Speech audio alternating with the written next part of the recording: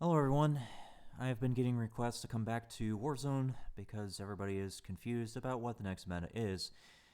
So, I want to do a quick recap to kind of tell you where things are at. I stopped doing Warzone recordings because really it's not worth my time to be doing any tests or figuring out loadouts. The reason for that was because of the way the community is. Yes, I might be able to help 4 or 5 people, but there's hundreds of people in Warzone. At the end of the day, if I'm not helping people to a level where I'm putting a dent in the bandwagon, then it's really not worth my time. It's clear that no matter what I say, the vast majority of the people in Warzone are going to listen to JGOD, True Game Data, or one of the many others that I can list. There's nothing I can do to change that. And that's why I just stopped, because it's just like I got many other things that I could be doing, that are far more worth my time, like doing recordings for another game or taking care of my health. There's a lot of things that I can do differently. With that said, I do want to make it very clear I do care about the comments and people who listen to my recordings. That's the only reason I'm coming back. I'm making an exception to my normal rules just because there are people asking. So, I've had this up on the screen, and we're going to get to that in a minute, but first, let me go ahead and explain a few things when it comes to Warzone. The issue with Warzone is that a good portion of your player base is not going to want to learn the deep mechanics, like what you're seeing here up on the screen, or any number of things that I could possibly explain. They would prefer to just take a loadout from somebody else and not have to worry about it. Another thing that's kind of a problem is the bandwagon, as I was mentioning in the recap. In any game with a competitive element, not just Warzone, but really any competitive element game, is going to have a bandwagon where it's very literally a case of monkey see, monkey do. That's just how they work. So you're not going to be able to convince somebody that they are following the wrong bandwagon because they see everybody else doing it. It doesn't help when you've got certain comments coming out of the people driving that bandwagon. Yeah, there's a couple other things that I could list. So with that said, let's go ahead and go into one example. But first, I want to make it very clear that I do respect JGOD's work, and that I think he does put a good work ethic behind his test methodology and explaining his thoughts. So with that said, let me go ahead and just show something here as an example. In JGOD's video, this one right here, you will notice that he puts the FR556 under not recommended, same with the Dragunov. We'll get to that back in a minute, but under the top tier valuable is the FAL, under meta is the DMR. So while, like I said, while I appreciate JGOD's work and everything, there are some inconsistencies with what he is showing. Let me show you how. So if we come back to this chart, the very chart that he's pulling data from when he's doing these recordings, you'll notice here's the time to kill for various guns. And some have been mentioned by him, and some have been mentioned by True Game Data. And I threw in the SKS as just to kind of like show you what I'm talking about. So you will notice that the SKS and the M16 are really similar. That's this line over here.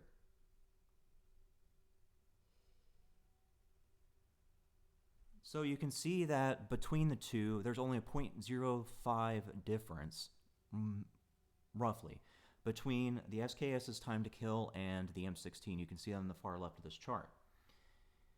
But as the range increases, you'll notice that right about here at the, 80? Right about at the 80 mark is when you start seeing the SKS fall behind the M16 with its titanium barrel. Now, you'll notice that the line difference is really not that much. It's like, I don't know, maybe like 1 TTK difference. So it's really not that big of a difference when you're talking about a rifle that's using AR versus a rifle using sniper rifle ammo. Because they're two different ammo types, that means that they are pulling from different sources, which makes the SKS worth considering due to the fact that it's using a different ammo type. It frees you up to use your AR ammo for something else like a RAM, for example. We'll get into that a little bit later, just like the Dragonov, but let me continue this. So you can see that as I'm pointing out, there's one inconsistency with what he's saying. Here's another inconsistency. I get that people use the DMR and it's considered meta, but look at this line and where it is. It arcs so far up the further you go out.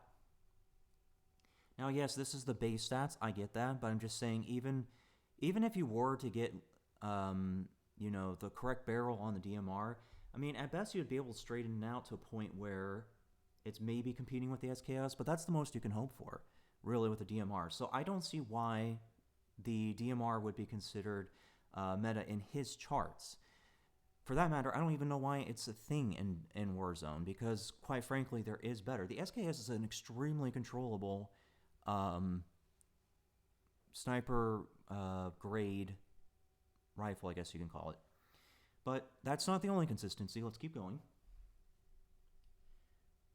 So you'll notice right here, this orange line is the FR556. Remember, that's the one that's not recommended. Now, I understand why the FR556 is not recommended by a lot of people. It's because it has a very weird recoil pattern. To most, anyways. But if you'll notice and look back at videos or whatnot, the FR556 recoil pattern is almost like the Uzi's recoil pattern. Once you put the 24-inch barrel in and you put on the FR56 and you put the 16-inch on the Uzi, they have a similar circular recoil pattern. The Uzi was, at one point in time, used a lot in multiplayer. So, as far as I'm concerned, the recoil pattern isn't an issue with the FR556, just because of the fact that people have used something similar for multiplayer in the past for an extended period of time.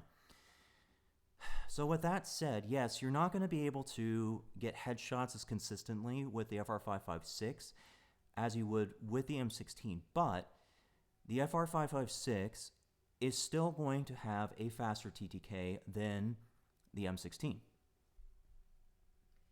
If you'll notice, it's right here, 0.667, 0.767. That's the difference between these two. So yes, while headshots would certainly help, I would not worry about it too much with the FR556. But let me keep going and then we'll talk about this some more. So, where is it? Yeah. So notice, the FAL, even with all of its nerfs, is still a better TTK value than any one of the rifles we've been talking about. And then the Dragonov just gets even better. But I'm going to go ahead and focus on the FAL for just a moment. So I think the reason the FAL fell out of favor was just because of all the new weapons and people are like, ooh, shiny type of thing. And also because people aren't building the FAL right. The FAL should be treated kind of like a sniper rifle. Well, a special forces one, I guess. People always put no stock on it, which is not what you want to do with that kind of weapon. You see, the FAL, the Dragonov, FR556, SKS, and a few others, they are the only guns in the game that have no damage drop-off.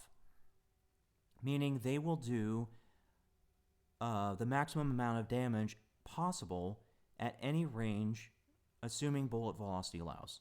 That's essentially what it boils down to. So you do not want to do a no-stock FAL, because then it becomes uncontrollable at the ranges you should be using it for. As you'll notice in this particular chart, I put in my own build for the FAL. It's actually a modification of the one I did in the past. In the past, I did the FAL with the Ranger barrel, but then I quickly realized that the Ranger barrel adds way too much ADS penalty, and that's not something I'm looking for with a weapon that has range like that. When you're at this kind of range, you'll be crouched anyways. Well, crouched or prone. So I've kind of changed my mentality towards this by saying, hey, this is a ranged weapon. We need to use a bipod instead. Because a bipod is not going to add an ADS penalty. It's free recoil control. That's what it is. So you'll notice that this particular FAL build actually has a bipod on it, much like the other builds in here. So, yeah, people just got the FAL wrong and used it the wrong way. So please do not put the no stock on the FAL. That's not what you're supposed to. Okay, moving on. In order to kind of finish up this whole inconsistency thing, we need to talk about the Dragonov. I understand why people don't like the Dragonov. Yes, even with a full build, there's going to be some people who don't like it or can't use it, which is surprising to me because I had zero issues with the Dragonov. It really is an easy gun to use once you get all the proper attachments. Now, this is a modification of the Dragonov build from prior, because when I was doing it, I did it with focus, but I have traded out focus for tack laser because I know how impatient people are. So this is one of my newer builds with the Dragonov, but anyway, so the Dragonov is 2 shots, 2 knock on 3 armor plates, upper torso or head. Yes, it's very odd that it's not a 1-shot knock to the head, but given that it's a semi-auto that only needs 2 bullets to knock, it's pretty valuable. I think that the reason that the Dragonov is hated on is because people haven't seen it with a full build, and also because they don't know how to aim with it. For that matter, a lot of people don't know where to aim with weapons, because like the Dragonov has the same damage multiplier as the FAL, which is upper torso and head, but you won't see people aiming for that. You'll see them aiming for stomach or somewhere else where it's not going to do its full damage. Another thing too that kind of doesn't help is the Dragonov's default scope has chevrons on it, and that does take some learning to figure out how to use the chevrons, but I assure you, once you learn the chevrons, it actually is a more accurate scope than any other sniper, and I'll explain why. When it comes to the Dragonov's chevrons, assuming you have the 660mm barrel, because this only applies to that, then the topmost chevron is your 100 meter mark, meaning that your topmost chevron, the little pointed end, must be above the area you're trying to shoot. So if you're trying to shoot the head, the pointed end of the chevron must be above the head.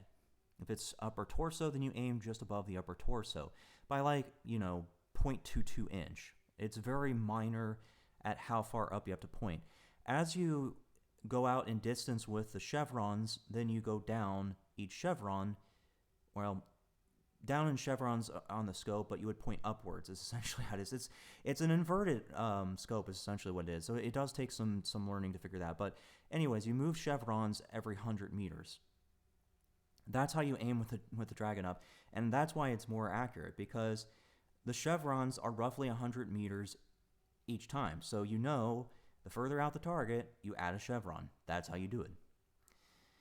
Okay, so anyways, the summary I'm coming to is that there are inconsistencies with both True Game Data and JGOD's YouTube videos. But don't get me wrong, I respect his work, and I think he does well with it. It's just, I don't feel like he's approaching certain guns the right way. And to further add to this issue, JGOD's a pretty big streamer. He's impossible to reach. So, I can't just reach out and say, hey, I would like some clarification, or, I think that this was done wrong. Here's my suggestion. Could you try it? JGOD's too busy for that. I can't reach him. So there's no way for me to say any of that. Okay, moving on. Now that we've kind of gone through a bigger example of why the bandwagon is the way it is, let's go ahead and talk about how to approach the Warzone meta. When it comes to Warzone, you have to think about it like this. If you're not a person that likes snipers, then you should be running an AR with an SMG. If you do that, make sure that the AR is the long-range one, and your SMG is kind of long-range too, because damage drop-off matters so much in Call of Duty, especially when you get to Warzone. If you have a weapon that has a very short drop-off, like let's just say the Cold War MP5, The Cold War MP5 is around 14 or 15 meters damage drop-off for its first one. 14 to 15 meters is really short for Warzone. Really short. That is only good enough for, like, clearing a house. That's not going to be something you can really use effectively out in the field. Sure, you can do it, but it's just not going to be effective. Here's an example. Let me go ahead and clear this out and show you a build. Hang on.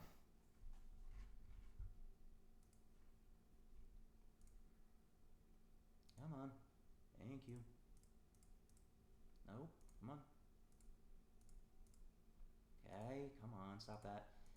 There we go. Comparison tool, finally.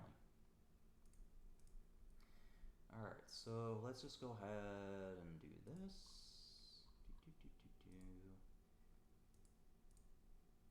Oh wait, that's right, I don't do it on this build. Under barrel we need, is it Merc? Yeah, it's Merc. Okay. We need 50. Let's see, we need that. And 1, 2, 3, 4. Yep, that's correct. Okay. Trying to remember, did I do sleight of hand on this thing? Yeah, I did, I believe. Yeah, I totally did. Okay. Okay, save. Let me just go ahead and chunk a MAC-10 in here, I guess. Let's see, we need that. Agency. Okay, that's good enough. Yeah, let's just do it that way. Okay. Change this to 250. Okay.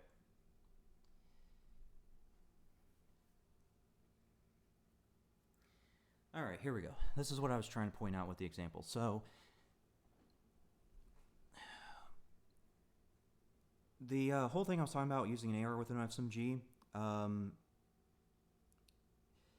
this is kind of like to show you this as well as if you were to do it with a sniper. So, you can see that SMGs, like the MAC-10, aren't really that much in range. I mean, sure, it's a lot for an SMG, but you'll notice it falls short of an AR. So you do want to make sure that your AR is the one that's doing the most range, but you do want a backup option. So if you have something that's kind of in between being up close to you and kind of at a distance, then you have the ability to respond to that. The same can be applied to if you're to use a sniper with another weapon. If you're using a sniper, that's another area where I feel the bandwagon has gotten it wrong. I think that with a sniper, you use what's called a PDW, personal defense weapon, meaning a weapon that's kind of designed to be used at close quarters. SMGs are, generally speaking, not considered PDWs in real life, except for like the P90, but that's a completely different story. It's very unique case scenario. But point is that you can see the RAM has a further damage drop-off point than the popular MAC-10 at the very start, and when it does start doing its drop-offs, it really isn't that severe in comparison to the MAC-10. You'll notice that once you start reaching that 112 meters, which, I mean, you shouldn't be doing it, but if it's one of those desperate situations and you absolutely have to pull that 112 meters, look what's doing the more work. It's the RAM that has no barrel. Notice that the MAC-10 has a barrel, and it's still not doing better than the RAM. So you do want to use a PDW like the RAM. Right now, the Cold War weapons are either mislabeled or not working properly, so I don't know if there's anything from the Cold War area that could be used as a PDW, but I know for sure the RAM is perfectly viable, in large part because of not only its fast ADS time, but it's good TTK and bullet velocity. Here, I'll show you that as well.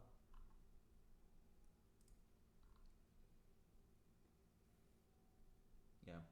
So you look at this. The RAM with just a monolithic suppressor, no barrel, is an entire 828 milliseconds bullet velocity versus the 640 they fully built with barrel MAC-10.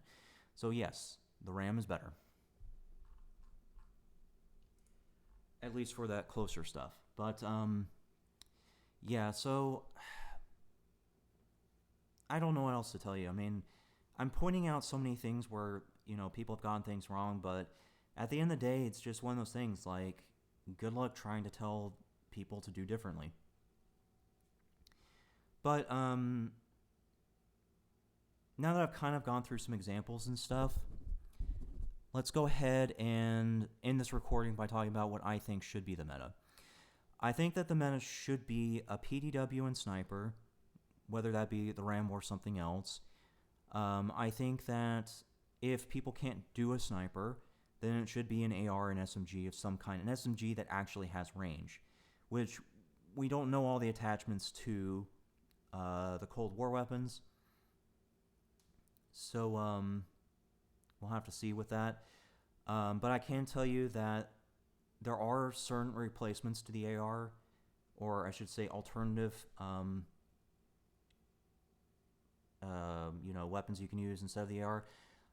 Examples are the SA-7 and PKM. They are still perfectly competitive with Warzone if you can handle them. So if you want to use those, you can use that in place of an AR. But either way, it should be AR, LMG, and SMG, or PDW and Sniper. That's what I think the meta should be. But again, that is just my opinion based on the data presented and by my own experience from before I quit Warzone. I haven't been back to Warzone since probably about Season 4 or 5.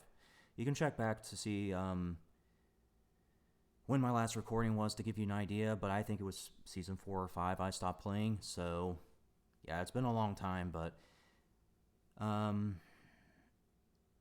it looks like a lot of the stuff that I kind of figured out back then still applies today, such as using the PDW with Sniper or LMG/AR and SMG. But that's really all I can say on this. I can't really answer the question due to a lack of data, and also due to a lack of information regarding, the attachments. So, anyways, thanks for listening.